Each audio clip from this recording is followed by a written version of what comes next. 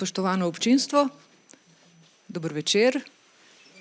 Dobrodošli na dogodku v okviru programa Razširjena družina, ki ga izvajamo, lahko rečem, na Vodnikovi domačiji, kjer se s to razširjeno družino misli na malo širši slovanski, južnoslovanski svet in kjer občasno predstavljamo tudi kakšno pomembno besedilo iz tega sveta, iz teh jezikov, z tega območja in z tega področja. Tam jih je nekaj na voljo tudi, lahko potem kupite. In v okviru tega bomo danes govorili oziroma se bova pogovarjali s Svetlano Slapšak o knjigi Filozofija majhnega kraja Radomirja Konstantinoviča. Morda bo malo se zdelo neorganizirano in nepovezano to, o čemer bova govorili, ampak upam, da boste kmalu dojeli, zakaj je tako. Skratka, gre za knjigo, ki je izšla v srbskega avtorja Radomirja Konstantinoviča, ki je v izvirniku izšla leta 1969 v Beogradu. Slovenski prevod, moj prevod, pa je izšel z letnico 2024 lani, torej leta 2025 je izšel, vendar z letnico 2024 pri založbi Beletrina v njihovi zbirki Koda. O tem besedilu se bova pogovarjali, torej jaz kot prevajalka in doktorica, profesorica Svetlana Slapšak, antropologinja, etnologinja, klasična filologinja, avtorica proznih besedil, esejističnih, publicističnih. Skratka, v mojem primeru, kar je za vsakega avtorja idealni bralec, je v mojem primeru Svetlana Slapšak idealna sogovornica o tem besedilu. Hvala lepa, da ste se odzvali mojemu vabilu in bi sedaj nekaj najprej rekla o tem besedilu, potem pa bova nekako, upam, se pretolkli skozi teh skoraj 400 strani. Kaj je to besedilo? Bom kar tukaj si pomagala s tem, kar piše na platnici. Filozofija majhnega kraja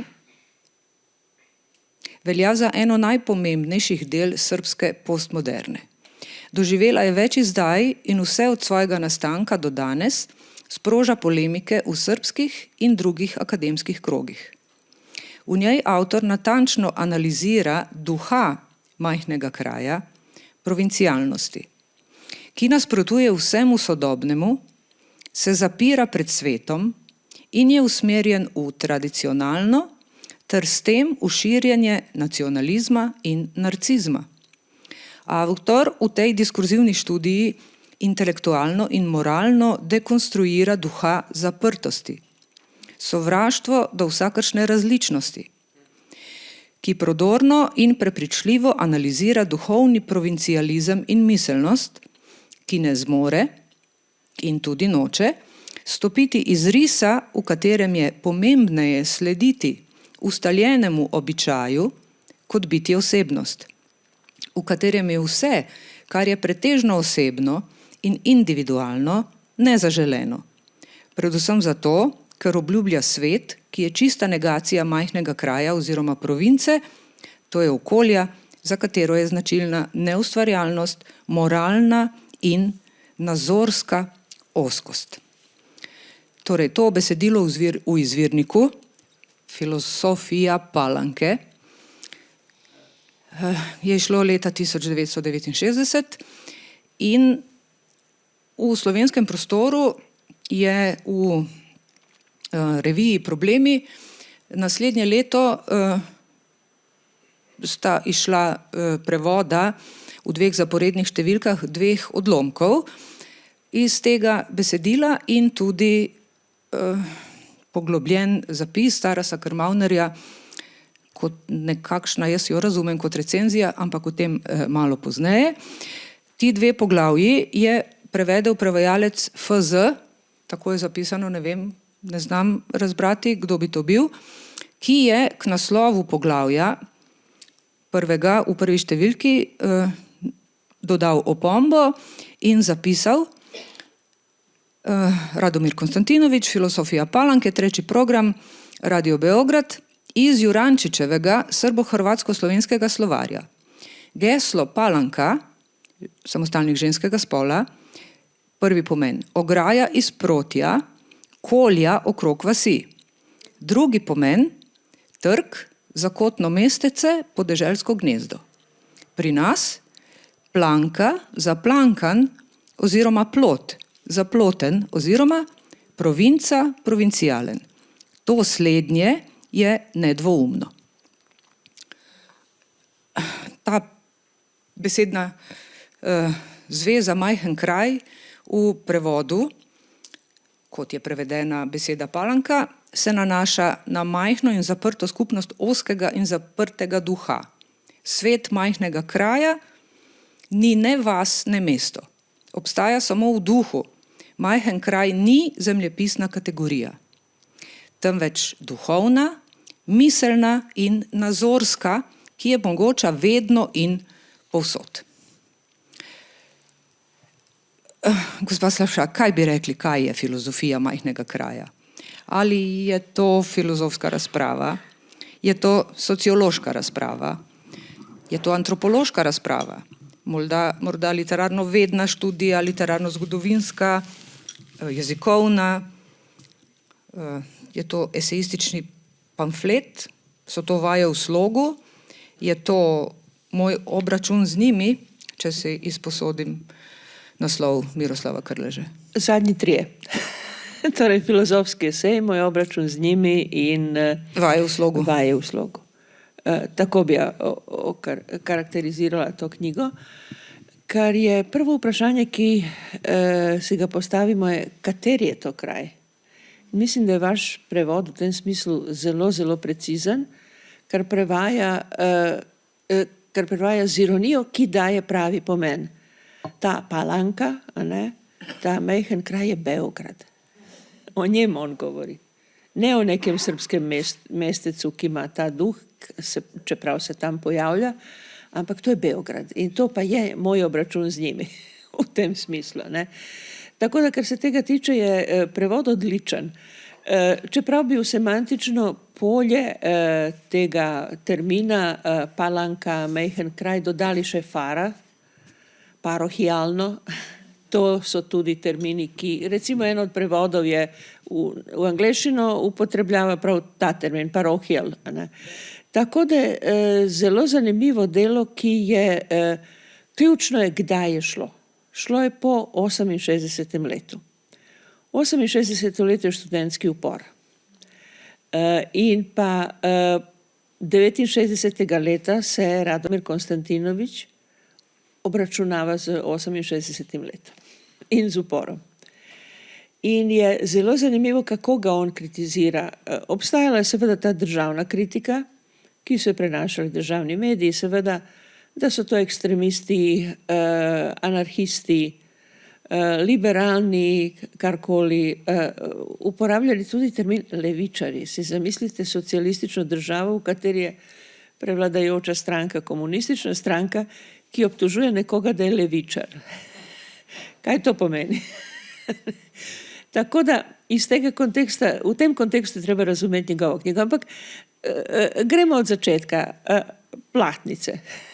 Imate genialno ilustracijo Samire Kentrić, ki je narisala eno, kako bi rekli, v srpščini je to čarapa, ki nekaj izvaja, mapetovska čarapa, ki seveda ima lovorov venec, se pravi nezasluženo slavo, nezaslužen ugled, ki ga je sama sebi pripisala. In termin v srpščini je čarapani. Čarapani, To seveda slovenski bralec ne more tega vedeti in bi bilo fino, če bi bila tudi pojasnitev. Čarapani so tisti iz Kruševca.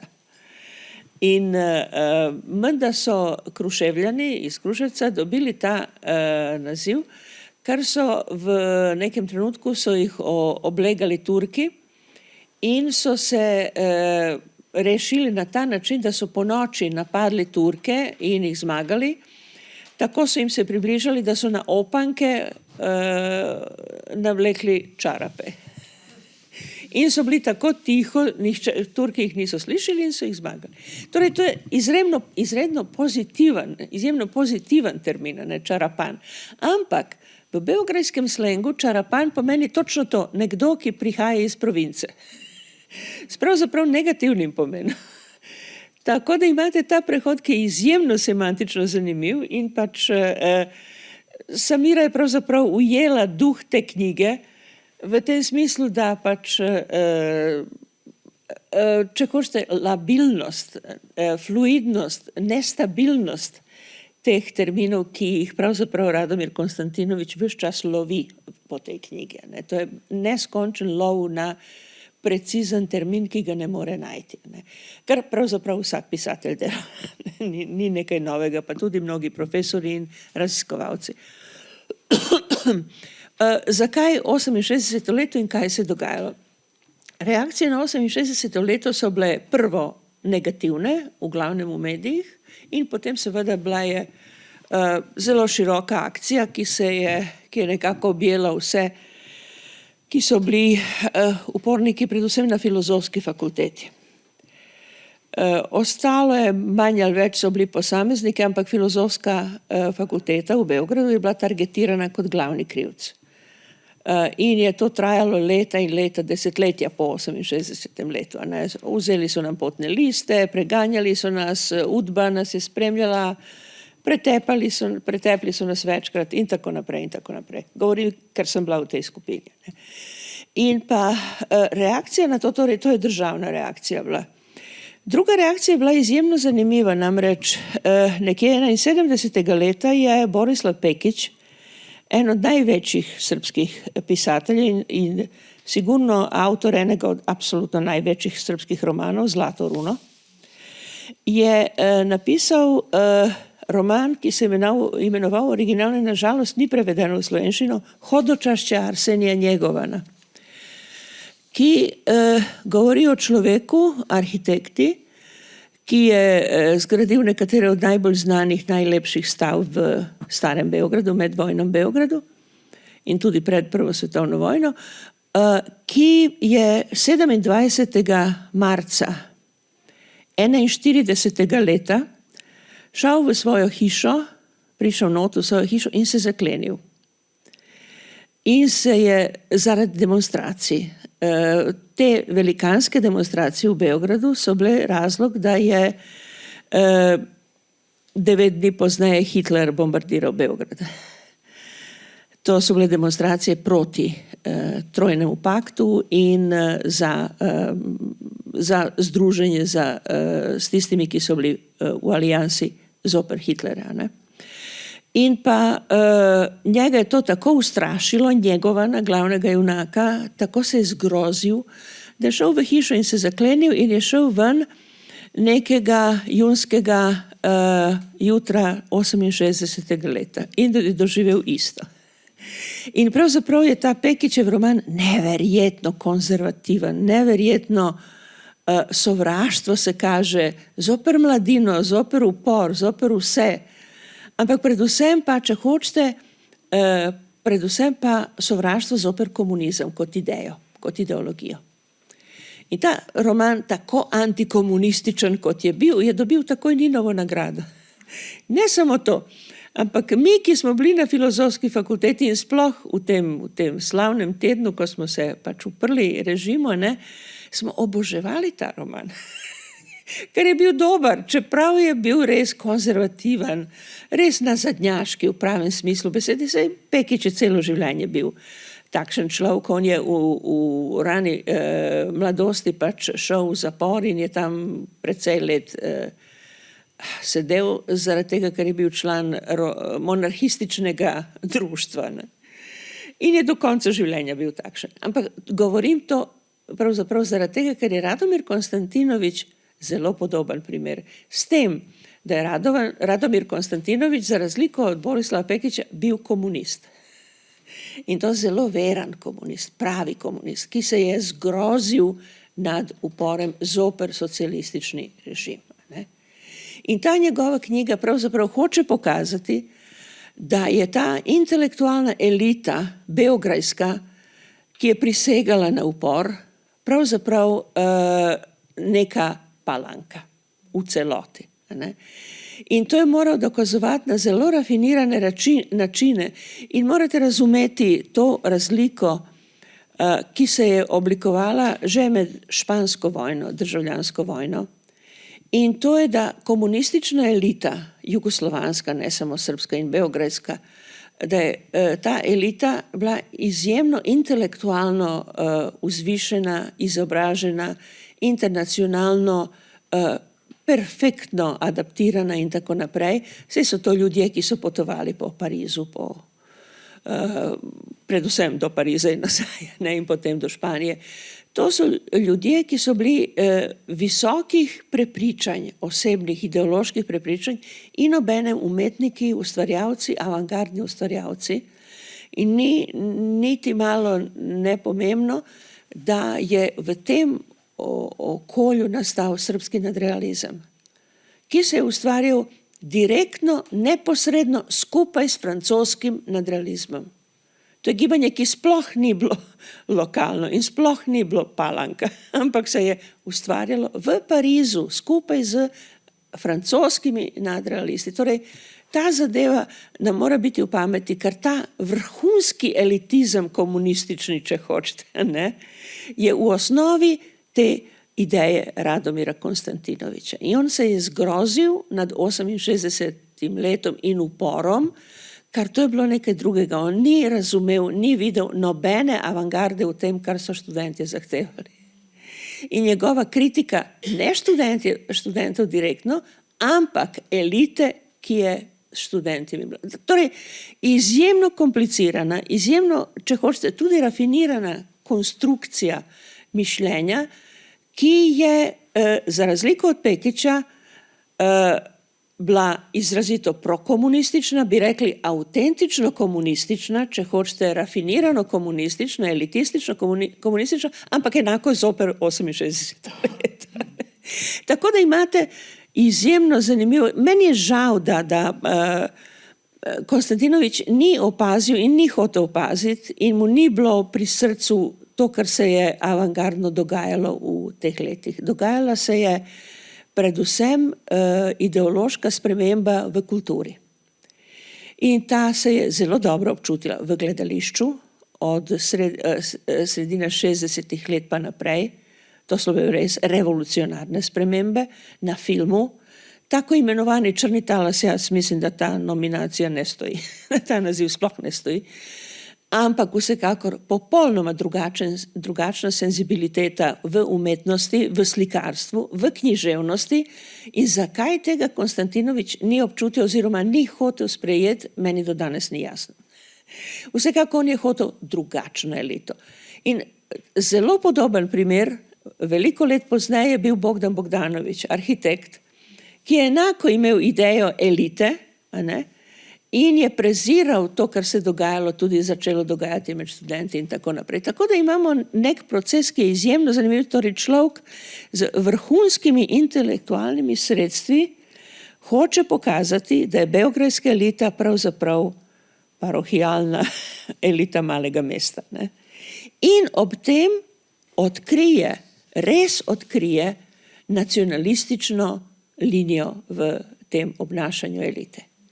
Popolnoma upravičeno, popolnoma jasno obtožuje srpski nacizem. Torej res, če hočete, je predvidel zadeve, ki so se zgodile 30 let pozneje. In ko so se zgodile, je on še bil živ. In potem nastopi recepcija, oboževanje njegovega dela, kar v novem kontekstu ono ima popolnoma nov pomen. Izjemno zanimiva zgodba, ker ko se je njegova knjiga pojavila, smo jo vsi sovražili, ker smo točno vedeli, zakaj gre. To je pač, če hočete, duh Palanke. Smo se razumeli, zelo dobro smo se razumeli, v tej Palanki, ki se imenuje Beograd, in smo točno vedeli, kaj je on hotel. In potem seveda on pa je bil branilec režima, in ko je Tito umrl, je napisal nek tekst o snažilki, ki trpi zaradi Titove smrti, ki je res nekaj zadnjega, kar si človek lahko zamisli. Od servilnosti in ponižanosti in slabega okusa. In pa on je imel svoj določen krog, oziroma določeno oblast, bi rekli, na 3. programu Radio Beograda, ki se je specializiral za teoretično misel. In ko je on šel, se je res pojavila mlada generacija filozofov, ki je iz tega ne samo radija, ampak tudi časopisa, ki se je enako imenoval, naredila neko res žarišče, v katerem so se kuhale ideje postmoderne, vseh novih gibanj v književnosti in v filozofiji, bral se je Lacan in novi francoski filozofi in tako naprej. Torej, on pa je deloval kot konzervativni del družbe v svojem življenju in v svojem pisanju. In potem pa pride še drugi del knjige, ki je zame verjetno bo za večino slovenskih bralcev enigmatičen, ker se pojavljajo imena pesnikov, ki jih nihče več ne pozna, ni skupnega programa, da se malce pošalim, ampak ni enostavno tega znanja. Tako da zelo malo ljudi bo razumelo, ko on omenja tega in tega pesnika, pa piše o njegovi poeziji in tako naprej. Ampak v tem drugem delu pa jasno vidite nekaj zelo paradoksalnega, in to je, da on ima rad pesnike, ki niso izobraženi. Torej, še enkrat imate en preskok, ki je izjemno zanimiv, in pa moram priznati v tem drugem delu, ki je meni izjemno zanimiv, so ocene različnih pesnikov in različnih pesniških opusov, ki so zasnovane pravzaprav zunaj neke analize jezika. Ni analize jezika, kar je zelo zanimivo za nekoga, ki se ukvarja tako globoko s pesništvom. Torej, knjiga polna paradoksov, v kateri pravzaprav prepoznate oboževanje in kult enega gibanja, ki je Konstantinoviču bilo najbolj blizu, in to je srbski nadrealizem. Čeprav tega nikoli ne pove jasno in ne odredi svojo pozicijo, ampak to je to. In druga tema je, morda se bomo tudi dotaknili, kako je srbski nadrealizem vplival na diskurs socialistične, ne samo srbske, ampak tudi jugoslovanskega javnega diskursa. Kako so te nemogoče paradoksalne figure oblikovale ta jezik, ki ga lahko, veste, po nekaterih stilističnih karakteristikah ga lahko primerjamo z idolatrijo Staljina, pa z severnokorejskim diskurzom in tako naprej. Ampak je ta nadrealistični model je pa res prenašal neko ekscesivnost, neko paradoksalnost, neko, če hočete, tudi nonsens, kot stilski postopek, ki še danes se pojavi v diskurzu ekstremnih nacionalistov, tisti, ki so pismeni, kar je redkost. Tako da imamo ta fenomen, ki je izjemno zanimiv in nikoli ni treba pozabiti, ker nadrealisti so malce pozabljenih in ne ukvarjamo se z njimi tudi zaradi tega, iskreno povedano, ker so po drugi svetovni vojni nadrealisti, ki so bili med partizani, seveda dobili izrazito visoke družbene položaje. In v tem smislu so čisto odkrito izgubili svojo revolucionarnost. Nekateri so reagirali kot Koča Popovič, en od najboljših, tako da so nehali pisati in so se ukvarjali samo politiko, nekateri pa so tavali, bi rekli, med enim in drugim področjem. Jaz se opravičujem, sem se malce preširoko, ampak samo da nekako ujamemo ta kontekst. Da, zdaj bi samo tu rekla, avtor manifesta nadrealizma, Ristić se tudi ni preveč izkazal po vojni, ampak vrniva se malo torej k temu, kaj tematizira to besedilo. Zdaj ste omenili parohialnost. Idealno bi seveda bilo, če bi tudi v slovenščini lahko v naslovu uporabili parohialnost ali parohializem celo. Je pa nemogoče, ker je treba iz izraza Palanka v izvirniku tudi potem izpeljati Palančanina, torej prebivalca Palanke, marsikaj in tudi se mi zdi, da beseda parohialnost, da v slovenskem prostoru pa ni tako zelo znana, da bi takoj razumeli, tako da skratka je tako, kot je. Ta duh majhnega kraja, o katerem se ves čas govori, iz tega besedila razberemo, da duh majhnega kraja ne premore niti duhovnosti, niti duhovitosti in da je izrazito duhamoren. In polasti se lahko slehernika. Nihče ni imun pred tem. Zato sem prej rekla, da je majhen kraj, da to ni zemljepisna kategorija, temveč je to nazorska miselna ozkost in tradicionalno in zaprto in zvestoba samo lastnemu svojemu domačemu, zaobljubljenost rodu, svojim mitom in tako naprej.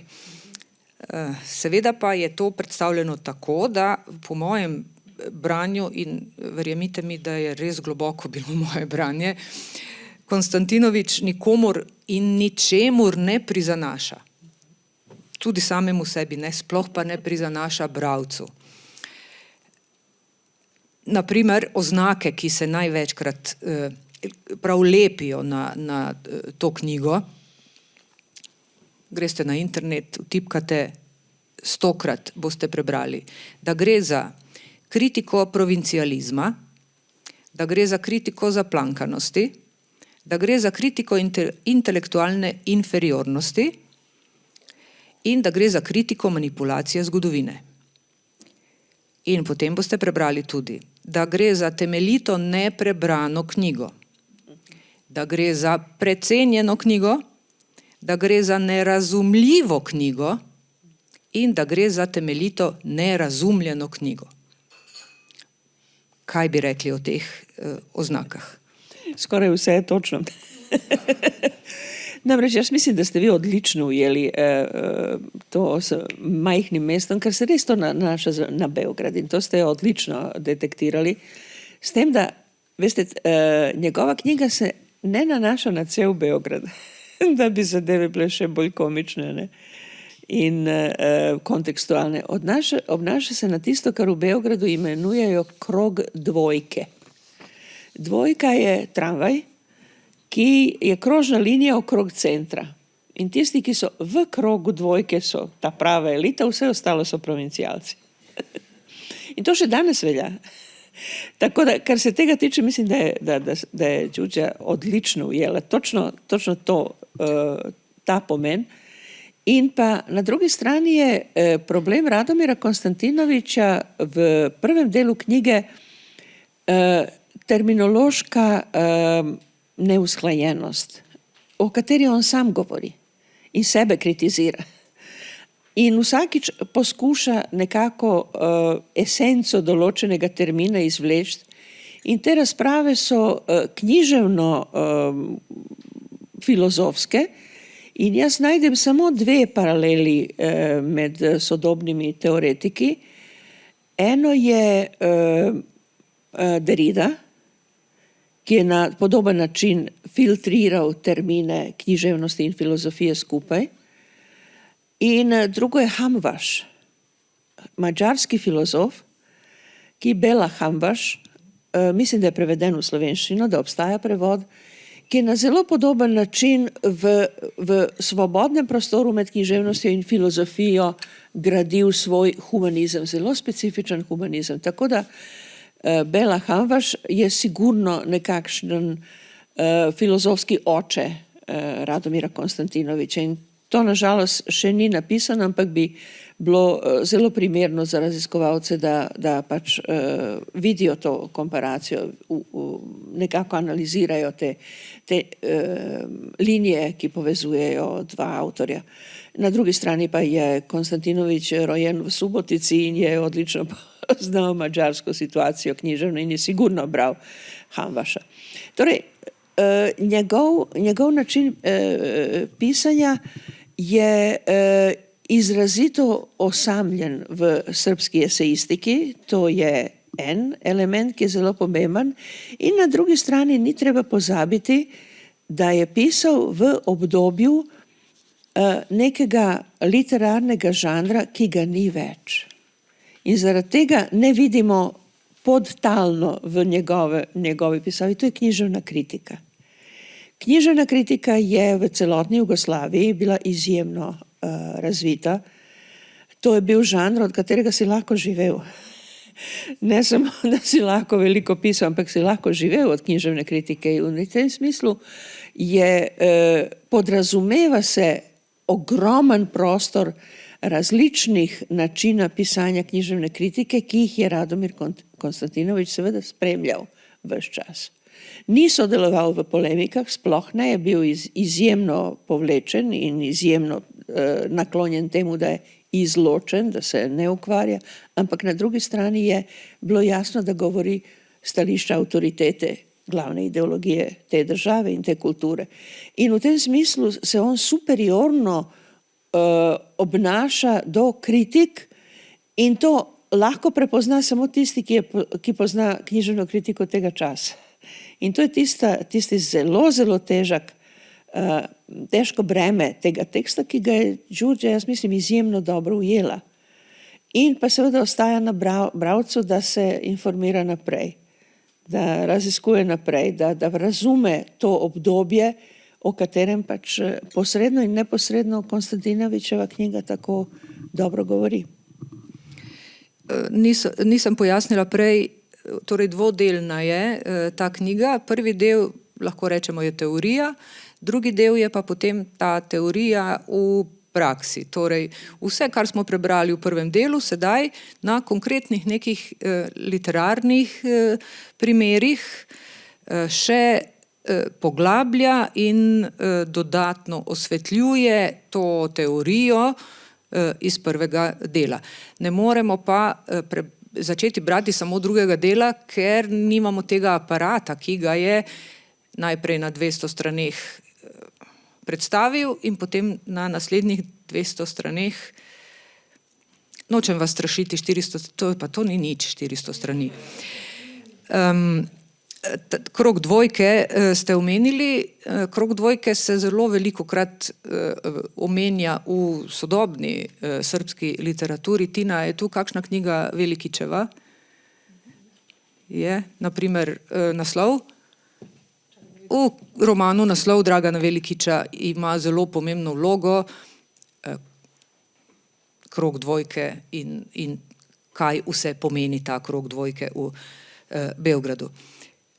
O jeziku bi nekaj rekli. Ta jezik filozofije je,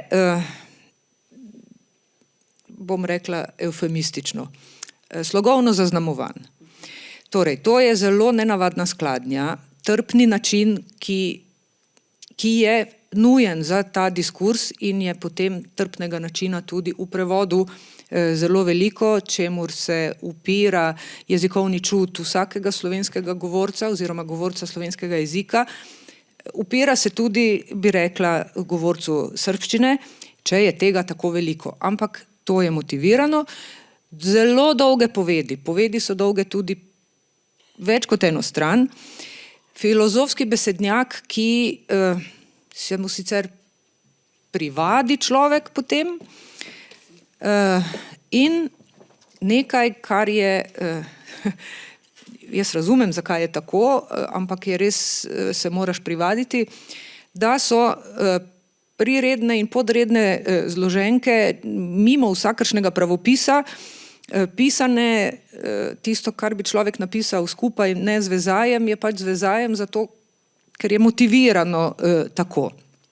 In v drugem delu so izjemno dolge opombe, ki so, kot ste rekli prej, zgodbe v zgodbi, torej vložnica v vložnici, skratka zelo ni preprosto branje, ker tudi tema ni preprosta. In nekatere naslove poglavij bi sedaj vam omenila. Se mi zdi, da so ti naslovi zelo pomenljivi, hkrati pa na prvi pogled ne povsem povedni. Naprimer, slog, najvišje načelo majhnega kraja. Ateizem kot načelo javnosti. Ideal čiste revščine. Politični semen v režiji dolgčasa. Razočaranje nad živaljo. Iskrenost v službi sovraštva do genija. Mrtva ljuba, duha majhnega kraja in pornografija.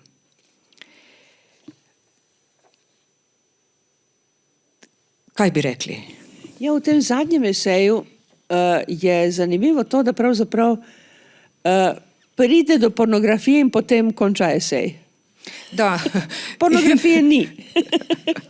Vedno, hkrati pa je tudi kar veliko humorja, no? To pa je treba reči. Velikokrat ne toliko z besednimi igrami, kot z nekimi nenavadnimi in nenadnimi ekskurzi v neko profanost, ne morem drugače reči. In kadar se to zgodi, takrat pri Konstantinoviču vedno dežuje. To se mi je zdelo tako zanimivo in res. In jaz sem se čisto vsakič, ko je deževalo, sem se jaz smejala in čisto vsakič, ko je tam deževalo, je ravno tudi zunaj deževalo. Tako da sem se rekla, morda je pa tukaj kakšna kozmična povezava. Bi vam sedaj, če se strinjate oziroma saj nimate izbire, malo daljših nekaj odlomkov prebrala, da boste zdaj videli, o čem pravzaprav govorim, ko govorim o jeziku. Najprej z začetka začne se. Naše izkustvo je izkustvo majhnega kraja oziroma province. Včasih je nevarno in kaznivo to povedati na uho prevzetnosti majhnega kraja. Včasih pa ta besedna zveza seže do pojma usodnega. Majhen kraj je, kot se reče, naša usoda, naš zli fatum. Spremembe ni in je tudi ne more biti. Zgodovina nas je pozabila, kakor v nekakšni veliki raztresenosti. Svet majhnega kraja, med vasjo in mestom, tako pozabljen, ni ne vas, ne mesto. Njegov duh pa je duh med plemenskim, kot idealno enotnim, in svetovnim duhom, kot idealno odprtim. Ko ta duh tako govori o svoji zli usodi, govori o svoji izvzetosti iz zgodovine. Vendar tudi, kadar jo razglaša za prekletstvo, to izvzetost hoče. Osnovna podmena duha majhnega kraja je nekje v tem, da je to duh, ki, pozabljen od zgodovine, zdaj skuša ta fatum preobraziti v svoj privilegij, tako, da tudi sam, tako kakor se klin s klinom izbija, pozabi zgodovino, da se s to pozabo ovekoveči v samem sebi, zaobljubljen trajanju onstran časa. Čas je na drugi strani hriba, tam, kjer se začne svetovni kaos ali kaos absolutno odprtega sveta. Na drugi strani hriba, na drugi strani plotu iz plank, če hočete, in tako naprej.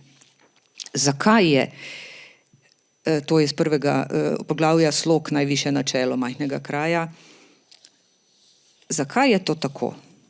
Bi in ne bi, hočem, nočem, hkrati pa ne morem nič spremeniti in si mislim, da je to tako in da je to uklesano v kamen, zapisano v usodo in ta usoda je ne neutralna usoda, temveč je to fatum in konec.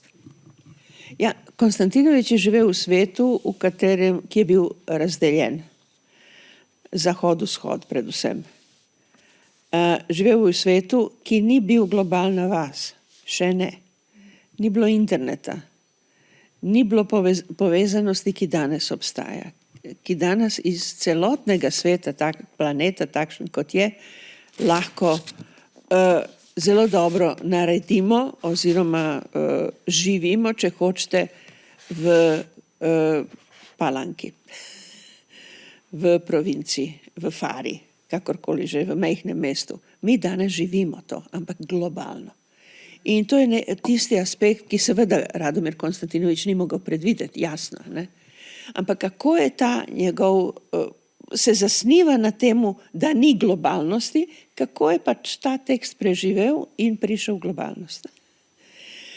Prišel je tako, da je predvsem so brali, to je pač branje Radomira Konstantinoviča od začetka jugoslovanskih vojn pa naprej, on je bil praktično pozabljen, živel je v svojem svetu, v svojem ozkem krogu, zelo ozkem krogu prijateljev in je pisal tudi tako, da ni pripadal nekakšnem glavni liniji, ne?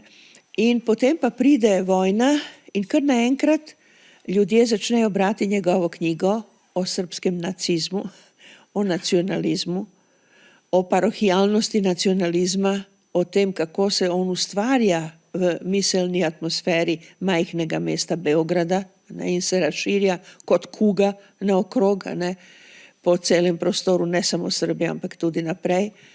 On je bil prvi, ki je potem se angažiral na ta način, da je pisal tudi o Srebrenici, o različnih drugih zadevah, torej, ki so se dogajale v vojni, torej takoj je stopil na pravo stran. In krug dvojke, tisti, ki ni bil obseden z nacionalizmom in vojno, je to dobro prebral. Torej človek, ki je izpustil, če hočete, globalnost, ki je ključni element današnjega provincializma, je dobil svojo novo publiko, ki je v njegovi knjigi našla pravo ideologijo za mir, za antinacionalizem, zoper nacizem, zoper posebej srbski nacionalizem in seveda, če hočete, tudi moralno navado, da se prvo kritizirajo svoji. Ne drugi nacionalizmi, ampak lastni nacionalizem, ta je pravi sovražnik, ne? Vsi drugi, naj se drugi s tem solidarno ukvarjajo, ampak osnovne napasti lastni nacionalizem. In zaradi tega je res postal ikona tega gibanja, ki mu je tudi dal ime Druga Srbija. In je imel srečo, ki jo redki pisatelji in avtorji doživljajo, filozofi, da pač, ko je v starosti, a ne v starosti doživi, da njegove ideje postanejo sprejete, široko sprejete. In to je fenomen, ki seveda človek si samo želi nekaj takega, da v starosti doživi, ne? Da pač njegove ideje končno pred smrt dobijejo nekakšno opravičilo, nekakšne privržence predvsem. Njega so mladi začeli brati, ne? Zaradi teh njegovih stališč o nacionalizmu. Tako da je to novo branje njegovega dela nekaj čisto izjemnega, ki je enostavno preskočilo problem globalnosti, ne? In provincialne globalnosti, ki jo danes poznamo, in je postalo nekakšen vodilni tekst za vse, ki so se hoteli boriti zoper nacionalizem in vojno, in potem je izjemno aktualna tudi danes. Da. Točno po tem kompleksu idej, ki jih je zastopal.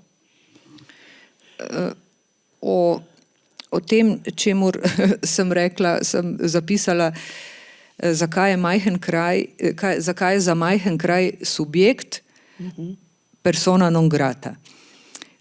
Citiram, provincialec rojen v zaprtem svetu, samega sebe noče videti kot subjekt tega sveta, temveč kot njegov objekt.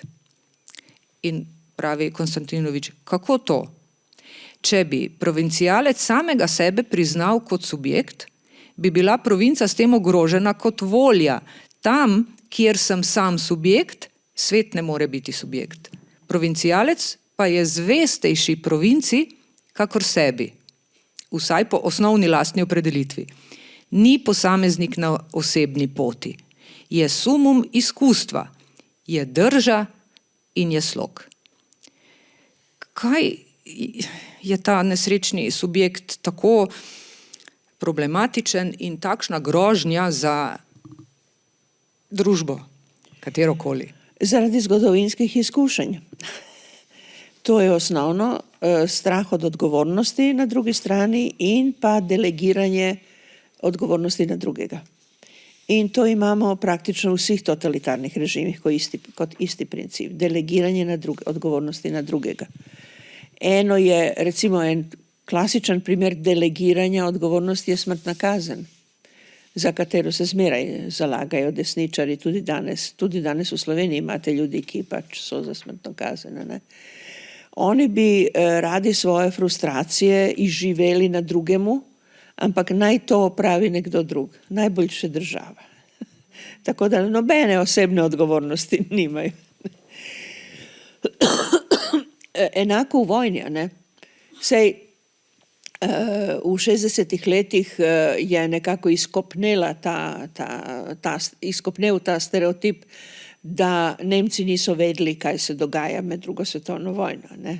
Seveda so vedeli, ampak to je ta drugi način odklanjanja odgovornosti. In je še nekaj, cel seznam bi lahko naredili, no njem piše Radomir Konstantinovič, ne. Torej, to je, če hočete, negacija sebe, negacija odgovornosti.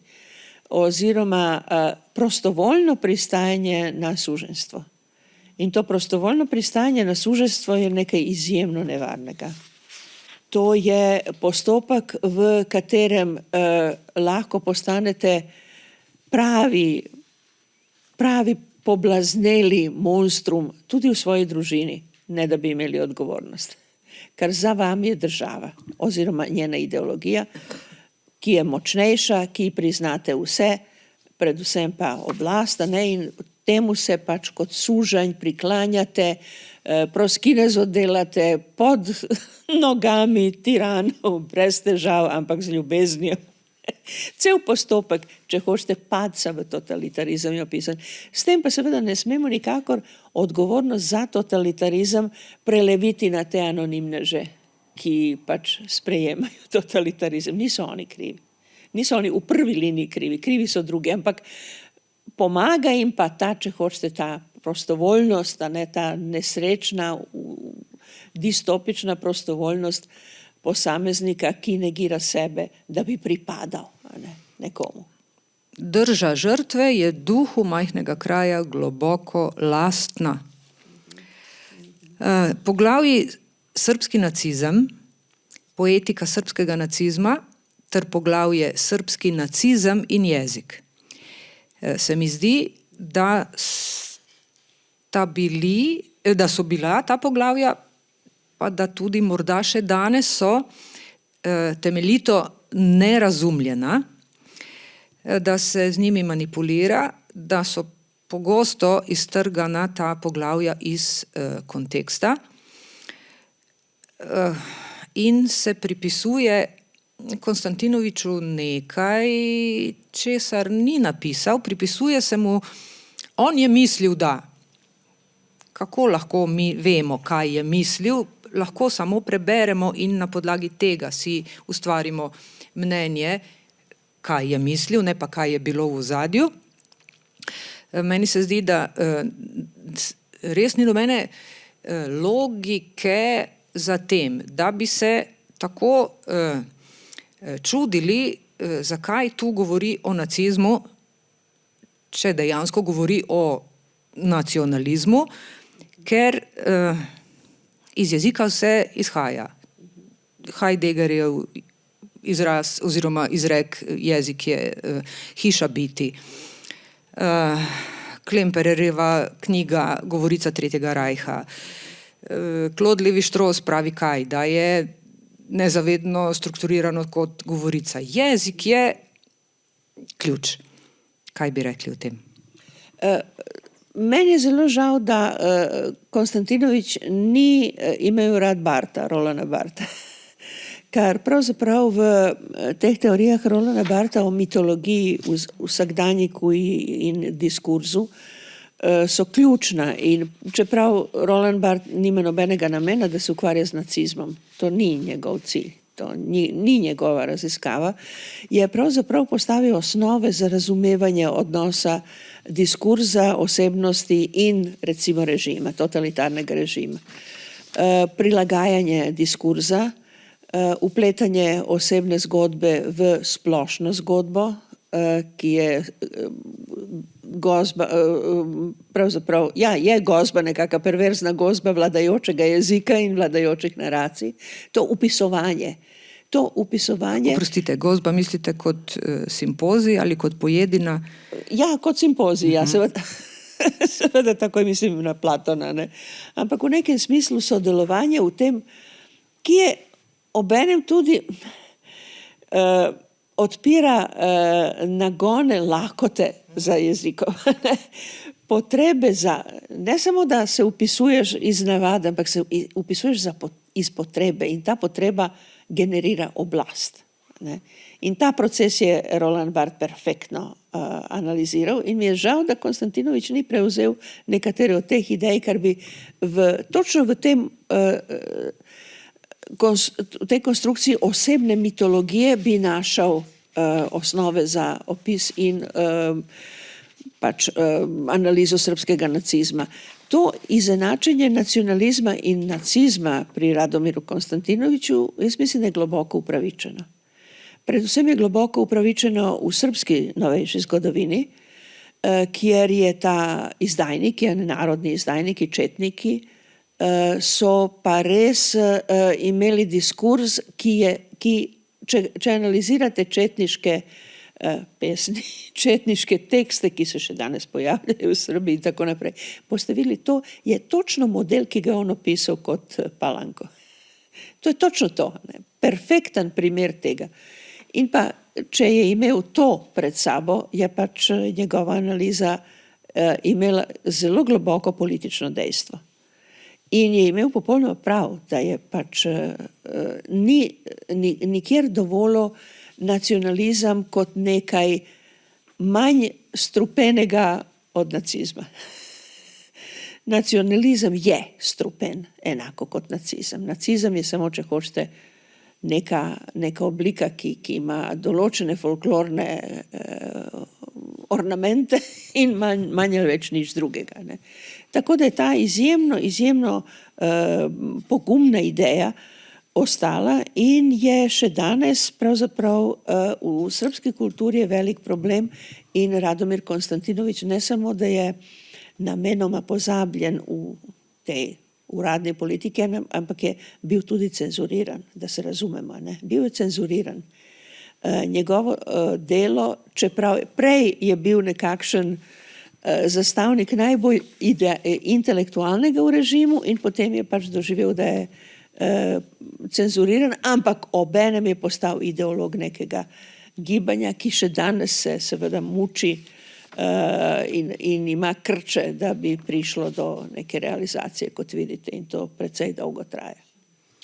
Zdaj je ura strašna že, pa bi nekaj bova preskočili, saj še bodo priložnosti, pa tudi vsega ni treba povedati, pa bi počasi sklenili ta najin pogovor, tako da bi omenila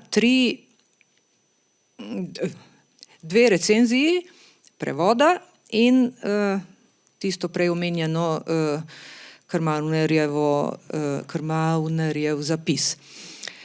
Zdaj bi prebrala recenzijo Bernarda Nežmaha, ki je izšla v Mladini junija lani.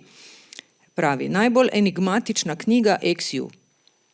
Kultno delo pod misterioznim izvirnim naslovom, zdaj pa ne vem, ker ni, pol je slovensko, pol pa Filozofija Palanke, je išlo leta 1969. O njem se je širila anekdota, da so vsi slišali zanj, nihče pa ga ni prebral. Pač po jugoslovanskih vojnah so eni z njim interpretirali srbski nacionalizem, drugi so ga jemali kot analizo omejenosti duha v Palanki in celo v velemestih, kakršno je denimo Pariz. Velemesto je tudi majhen kraj. Se smo ugotovili, da to ni zemljepisna kategorija. A o čem je konec 60. let pisal avtor? O brezumnem sovraštvu do neznanega in vsake različnosti, o duhu, ki ne dovoljuje odpadništva in osamitve, brez katerih ni ustvarjalnosti, o prepovedi kakršnekoli preobrazbe, o misli, ki ne doseže ničesar, o kraju, kjer se večna resnica ujema le sama seboj, o hipnih senzacionalnosti, ki so edini poskus izhoda tam, kjer vladata kramarstvo in ravnodušnost in kjer je najvišji upor nesmiselnemu delu lenoba.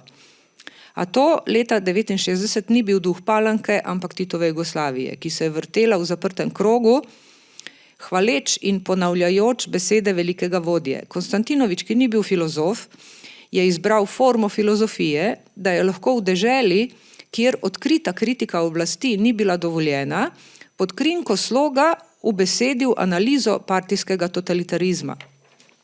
A to je izpeljal tako minuciozno, da večina sploh ni prepoznala objekta analize. Tistih nekaj, ki so zaznali poanto, pa je zaradi zakonov o prepovedi blatenja Titovega imena in duha niso mogli parafrazirati. Ko se je v drugi polovici 80. let le začela utirjati svoboda govora, pa je bilo prepozno. Namesto kriptogovorice so se razmahnile direktne polemike z duhom komunističnega enoumja.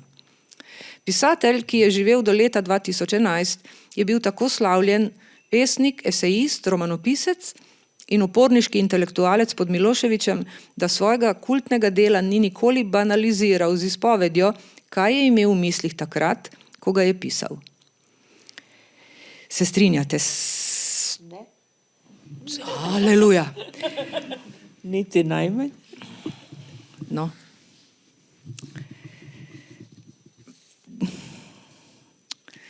Zgodovina se ponavlja, ves čas se ponavlja in kot pravi Daša Drndič v romanu Sonnenschein, ponavljala se bom, dokler ne boste končno razumeli in doumeli. Ampak mislim, da nam ni pomoči, da doumeli in razumeli ne bomo nikoli.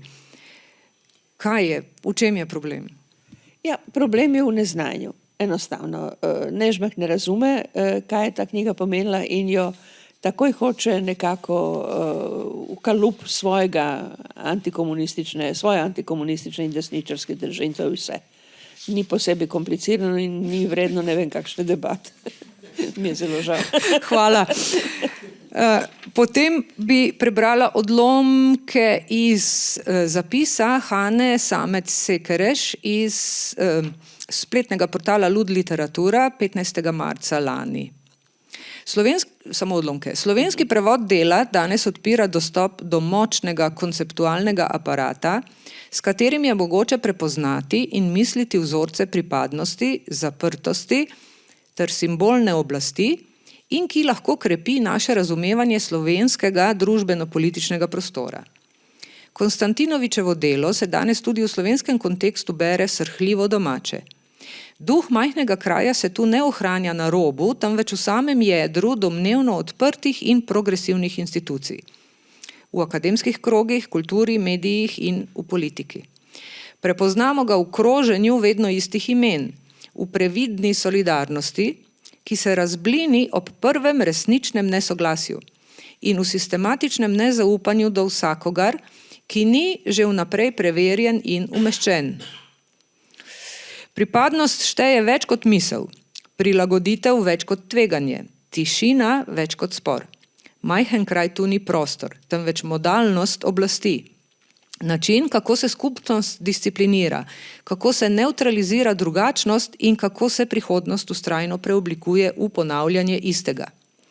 S slovenskim prevodom filozofije majhnega kraja je naš prostor bogatejši za močan konceptualni aparat, ki nudi zaslombo motrenju vsakokratne zaplankanosti in mišljenju možnih izhodov. Besedilo tako ne učinkuje zgolj kot neposreden komentar konkretnih zgodovinskih ali nacionalnih okoliščin, temveč kot nabor pojmov in razmerij, s katerimi je mogoče misliti določene oblike pripadnosti, zaprtosti in simbolne oblasti. Njegova aktualnost tako ne izhaja iz časovne ali prostorske bližine, temveč iz ponovljive uporabnosti, iz dejstva, da ponuja jezik za tisto, kar se sicer pogosto reproducira brez refleksije. V tem smislu delo ne zahteva strinjanja, temveč opredelitev. Način, kako je oziroma bo sprejeto, umeščeno in prezrto, pa razkriva razmerje do duha majhnega kraja v sedanjosti. Kaj bi pa rekli o tem? Ja, Konstantinovič je pisal svojo knjigo z namenom, da pokaže, kako duh province hoče uničiti duh oblasti, ki je komunistična oblast brez greha. To je bil njegov namen. To je on pisal, ne? In potem je brez njegovega sodelovanja knjiga, tekst postal nekaj čist drugega. Seveda je zaslužen tudi za tisto drugo interpretacijo, ampak nikoli ne pozabiti prve. Tako da ta prilagodljivost, časovna prilagodljivost je seveda nekaj, kar je dobro prebrala kritičarka, ampak ni ujela, kaj je kontekst prve izdaje oziroma pojave te knjige. Da, tega tudi je pravzaprav tudi nemogoče, ker bi za to potem morda še dodatnih 100 strani potrebovala knjiga, kjer bi bilo to vse pojasnjeno in bi bralec, ki sedaj poseže, potem dobil neki, kako bi rekla, kažipot. Veste kaj, odgovor je tisto, kar sem rekla, ko smo se dopisovali, to pa je evropski projekt. Da. Konstantinovič je prevajan v evropske jezike, napisal je kakšnih 10 romanov, preden se je opredelil za teorijo. Eno od teh romanov je dobil Ninovo nagrado in pa je bil tudi pesnik. Tako da bi bilo dobro videti v tem kontekstu njegove žanrovske mape sveta, videti, kaj se vse dogaja, ne? In pa razumeti njegovo stališče. En od ključev za razumevanje Radomira Konstantinoviča je Samuel Beckett, ki je pisal drame, ki naj bi bile nonsens drame, ne? In on se je z njim dopisoval in sta imela bogato korespondenco, ki jo je pravzaprav prevajala Konstantinovičeva žena, običajna ženska, ki prevaja, ne. In pa nažalost je ta korespondenca zgubljena, kar so njegovo hišo v Rovinju med vojno pač te hrvaški vojaki uničili vse, kar je bilo not, uničili tudi te papire, vse, ki so bili tam, tako da ne vemo, kaj je vse bilo. Ampak v tej korespondenci jaz mislim, da so ključi. Kar sta se razumela točno na tem nivoju, ne. Samuel Beckett je pravzaprav dedič francoskega nadrealizma in s Konstantinovičem je verjetno imel izjemno bogato izmenjavo mnenj, ki se nanašajo predvsem na to, ne. Tako da in njegovi romani, Konstantinovičevi romani so v veliki meri nadrealistični romani, romani s tezo, romani z debatami, intelektualnimi debatami, tako da je treba razumeti v celoti to njegovo delo in pravim, to pa je evropski projekt in bi bil zelo zanimiv prav zaradi te neverjetne recepcije, ki gre iz enega sveta v drugi, ne. Da, zdaj glede na to, da je pred, zdaj ne vem koliko je, 4 leti, 5 išel prevod v angleščino, morda 3 pike. Sedaj bi pa iz recenzije na Radiu Študent, ki je bila objavljena 27. januarja letos, samo nekaj malega. Začne tako. Konstantinovič, spet odlomki. Konstantinovič duh majhnega kraja opisuje kot svetovni nazor, ki živi v vseh nas. V osnovi gre za zaprtost do neznanega, ki jo avtor opiše kot protiindividualistično, protizgodovinsko, skrajno racionalistično, a hkrati paradoksalno iracionalno mistično. Iz teh temeljev kasneje avtor izpelje še infantilizem majhnega kraja, nihilizem in mnogo drugih določil, s katerimi opiše obravnavani svetovni nazor. Ukolikor logiko majhnega kraja prenesemo v stvarni svet, si ga lahko predstavljamo kot zaprto skupnost, ki svoja pravila razume kot edina pravilna in večno veljavna, zato se upira zgodovini, saj pogled nanjo zakriva nenehne spremembe. Spremembe in odprtost pa so za duh majhnega kraja nedopustne. Zelo sem bila vesela, ko sem to prebrala. Veseljem pa se je malo zmanjšalo ob naslednjem. Na tej točki so vas poslušalci morda določene ideje in njihove razlage zmedle. Prav je tako. Takšna je namreč tudi izkušnja branja filozofije majhnega kraja. V njej Konstantinovič uporablja izjemno gost, nepregleden in nečloveški slog. Piše v povedih, ki lahko zavzamejo skoraj celotne strani. Za opis dokaj preprostih idej raje uporablja nekonvencionalne besede namesto vsakdanjega jezika. S tem avtor kompromitira vsakršno sporočilnost, ki jo njegovo delo nosi, saj je sporočilo besedila težko izluščiti. Zaradi tega knjige ni težko označiti za filozofsko blebetanje, s katerim naj se raje ukvarjajo od sveta odrezani akademiki. Ukolikor ima knjiga sporočilo namenjeno ljudstvu, pa ga temu le stežka preda. Tako se moramo vprašati, kaj nam pomaga filozofija, ki ostaja nedostopna širši javnosti. In sklene. Konstantinovič, ne vem, kdo sklene, ker ni podpisano. Konstantinovič o filozofiji majhnega kraja tako morda res razkriva skrivnostne in obskurne načine delovanja duha majhnega kraja v svetu. Toda, kakorkoli je njegovo delo morda revolucionarno, je avtor z uporabljenima jezikom in stilom znatno omejil vpliv, ki bi ga njegovo delo na svet lahko imelo. Besedilo, ki ga je avtor ustvaril, je tako lahko zanimivo večinoma le tistim, ki so že vajeni ukvarjanja s takšnim jezikom, torej filozofom, akademikom in tistim, ki veliko časa namenijo prebiranju teorije, torej precej majhni skupini ljudi. Delo lahko tako le stežka vpliva na mišljenje večine ljudi, kar pod vprašaj postavi njegov sam obstoj. Sta obravnavano delo oziroma nedavni prevod namreč sploh potrebna, če sta lahko po vsej verjetnosti zanimiva le tistim, ki se z avtorjem že strinjajo.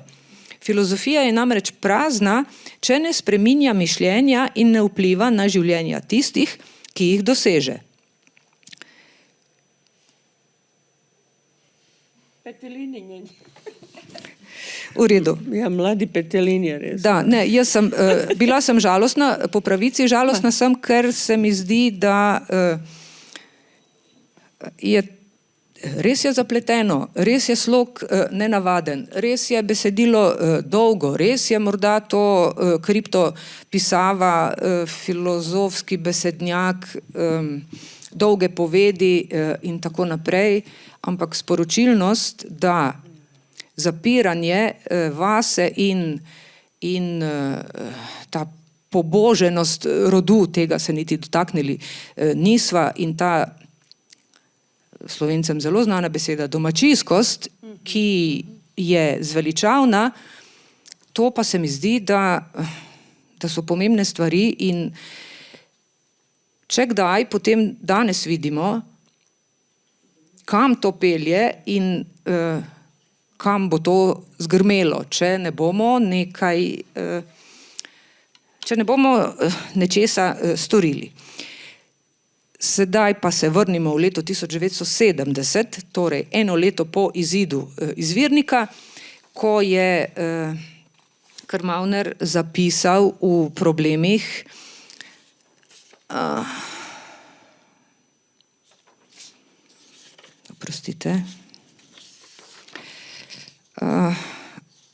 precej dolg zapis, ki ga je začel tako. Užitek je brati to briljantno knjigo. Bralca prevzame svojo sistematično in spretno dialektiko. S totalizirajočim duhom, z možnostjo, da vrsto pojavov zbere pod skupni imenovalec. Jih poveže, odkrije enotnost njihovega izvora, nam postreže s celovitim duhom našega sveta.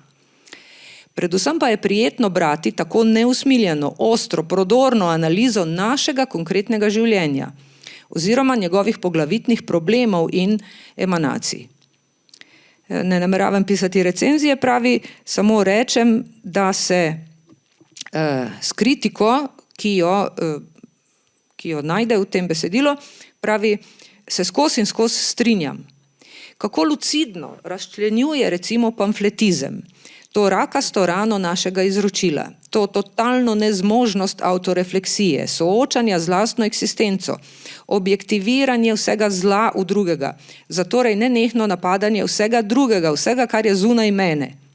Kako mučne so vse te polemike z nizkimi udarci, ki se tudi v Sloveniji obnavljajo leto za letom, in je vseeno, ali jih goji Matej Bor, ali Filip Kalan, ali Vlado Vodopivec, ali Jože Javoršek, ali Janez Dokler, ali Janez Menart, ali kdorkoli. Sram me je zanje in namesto njih, ko v slepi ihti vidijo pred sabo vse rdeče in samo mlatijo in mlatijo.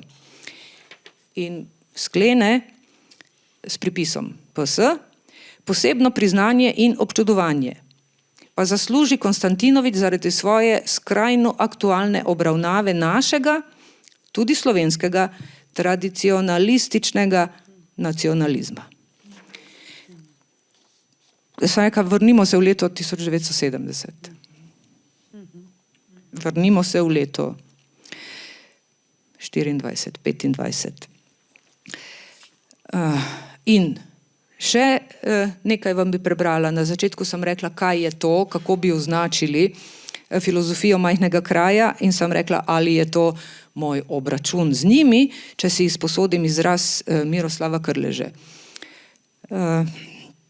Knjiga, moj obračun z njimi, je išla v Zagrebu leta 1932. Miroslav Krleža, hrvaški avtor. Istega leta je v Ljubljanskem zvonu išla recenzija tega in sicer je Božidar Borko zapisal tako. Neutrudna delavnost tega vulkansko vznemirljivega pisatelja, ki že dobrih 15 let trese provincialna tla hrvaške književnosti in trga zavese med starim in novim, je v tem trenutku nemara najzanimivejše, kar premore celotna sodobna literatura Jugoslavije. Ne poznam pisatelja v naši sredini, čigar živčnost bi tako mnogostransko reagirala na časovne dražljaje in ki bi s tako silo prav dramatično izražal razklanost sodobnega človeka v usodni zagati med individualizmom in kolektivizmom, kakor čutimo to pri Miroslavu Krleži. Spet sva pri objektu in subjektu in pripadnosti in rodu, ali bi morava končati?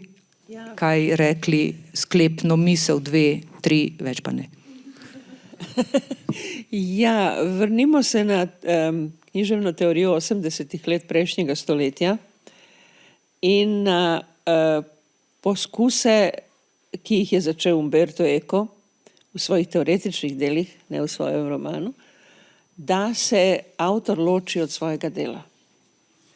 In da je pravzaprav ideja, da je avtor neodgovoren do svojega da je mrtev. Da delo ima svoje življenje. Ne? In da vsak bralec, to je potem teorija recepcije, to so tudi 70-80 leta, nemška teorija recepcije, o tem, kako delo ustvarja vsi, ki ga berejo. Ne samo avtor, ampak vsi, ki ga berejo. In v tem smislu ta dva primera, ki sta se srečala zdaj, v tem, kaj je Đurđa rekla, zelo, zelo apartno bi rekla, Miroslav Krleža in Radomir Konstantinovič, oba, ki sta pravzaprav, imate velikega upornika zoper kapitalizem, zoper hinavščino, zoper katolicizem, zoper cerkev, in to je seveda zoper vojno, zoper nacionalizem Miroslav Krleža, ki po vojni postane pravzaprav steber državne oblasti in državne kulture. In na drugi strani Konstantinovič, ki tudi hoče odbraniti tisto, kar naj bi bilo najboljše v režimu. Ne? In oba pisatelja sta naredila v različnih obdobjih, v različnih kontekstih nekaj, kar se morda proti njihovi zadnji volji bere kot upor, bere kot nekaj drugega. In v 70. in 80. letih smo Umberta Eco teorijo uporabljali v majhnem kraju med sodnimi procesi zoper pisatelje po celi Jugoslaviji. In jaz sem to, bi rekli, uradno delala kot predsednica komiteja odbora za zaščito svobode izražanja. In pravzaprav sem serijsko proizvajala tekste, peticij in ostalo, v katerih je vsak pisatelj bil osvobojen vsake odgovornosti za svoje delo. In potem se je zgodil povsod v tem prostoru nacionalizem in vojna. In sem se morala soočiti s tem, da je pisatelj odgovoren za svoje besede. In da besede proizvajajo dejstvo. In da tekst niso vsi, ki ga berejo, niso vsi enako odgovorni za njegovo usodo in ne ustvarjajo ga vsi, ampak obstaja določena odgovornost pisatelja, o kateri se enostavno ne more se več negirati. Žal, Umberto Eco, zdelo se nam je izjemno napredno in izjemno koristno, ampak žal ne stoji. Tako da to recimo stalinistično, grobo, krvavo povezovanje biografije, življenja in dela, seveda je na enem koncu, na drugem koncu je pa resna odgovornost pisatelja za tisto, kar piše danes. Ne? Tako da v teh razmerah, na tem prostoru pravzaprav je ogromno, bom rekla paradoksalno, področje upanja.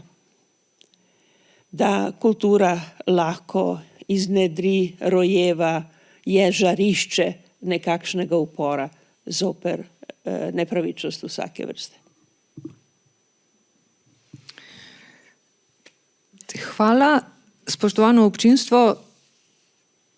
Tako zelo ste tiho, verjamem, da ste zato tako tiho, ker ste tako zbrano poslušali, da vas je to, o čemer sva govorili, kar vsrkalo vase in da premišljujete sedaj o marsičem. Morda bi kakšno misel delili z nami ali pa bi morda kaj želeli vprašati.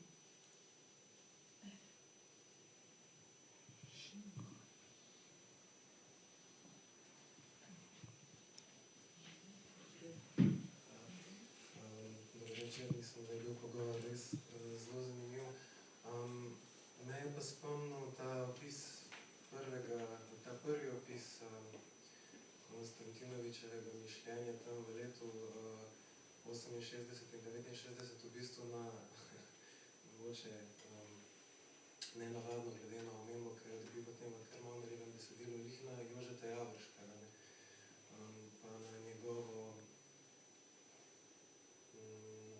kritičnost, pa kritiškost, pa tudi v bistvu na ljubezen do nadrealizmu.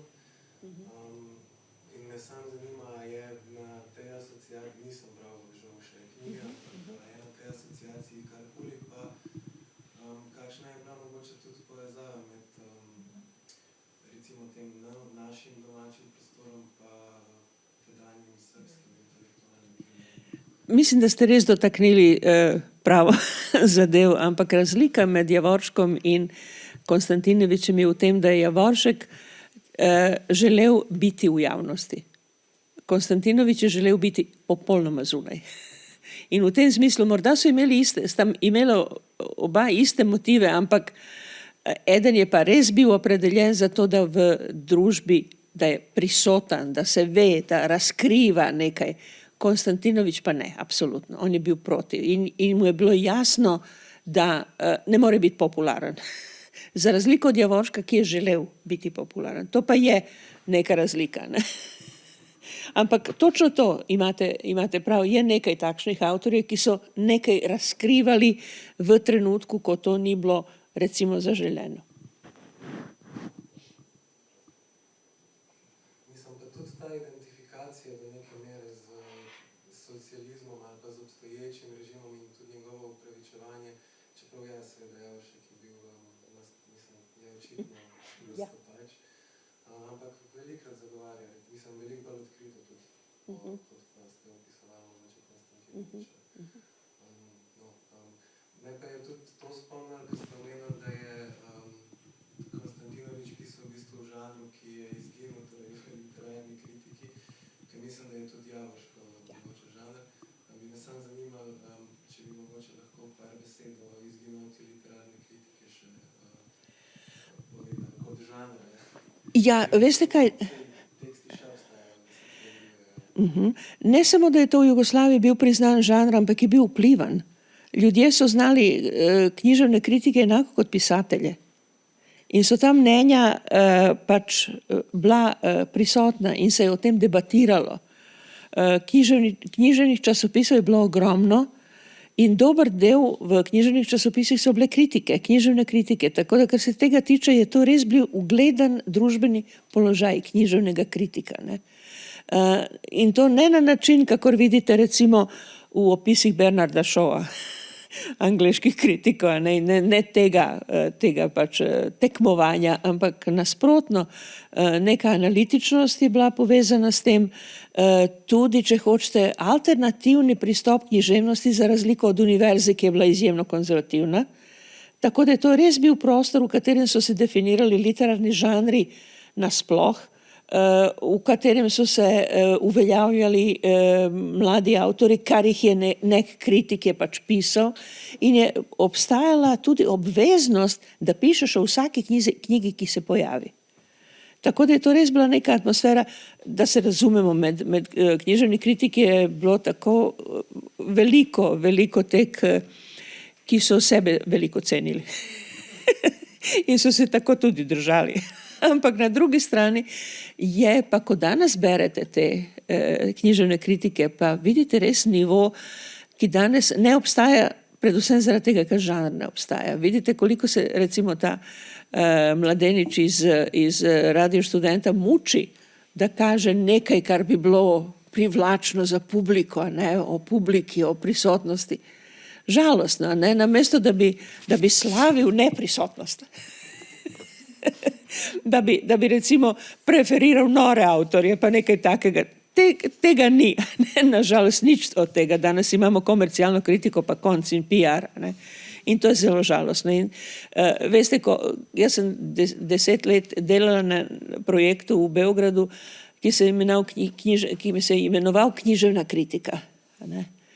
Jugoslovanska književna kritika, in sem prav obdelovala določeno obdobje in določen tip kritikov, in to so bili univerzitetni kritiki. Ne? In je zame bilo zmeraj zanimivo, kako so se pravzaprav na strani književne kritike, ne univerzitetne, pojavljale ideje, ki so bile zanimive za avantgardne književnike. So bile inspirativne za književnike te ideje, ki so jih izlagali. Ne? Kar se tiče Konstantinoviča, sem pisala o njem in to sem se negativno polemizirala s njim iz njegovih esejev Biće in jezik, ki so šli samo v časopisni obliki, kar je zelo površno in konzervativno obdelal Anico Savič Rebac, veliko filozofinjo in pa tudi pesnico. In je njeno pesništvo enostavno niti ni hotel razumeti, tako da sem res, ampak to je pa tudi del patriarhalne zavesti, tako da me je tudi to zanimalo. Vsekakor je književna kritika bilo polje, v katerem si če hočeš, mediji in medijskim diskurzom in univerzitetnim akademskim diskurzom lahko našel pot, da se približaš res samo književnosti in delu in avtorjem.